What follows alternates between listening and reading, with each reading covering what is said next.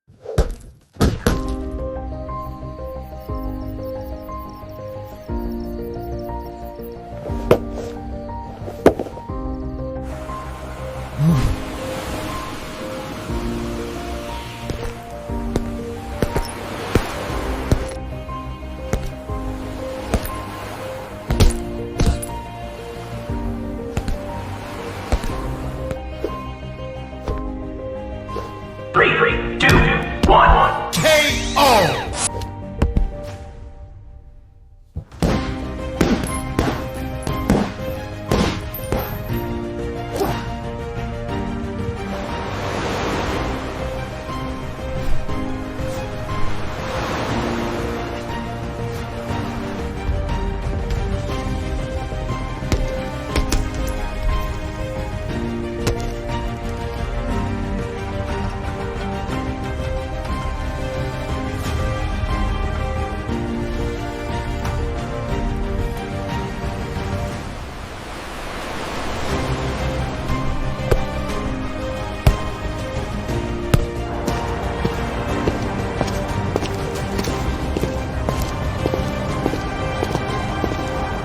Yang masih bingung, tonton aja sekali lagi biar makin paham. Latihan terus, nanti pasti makin jago bikin video AI pakai Veo 3.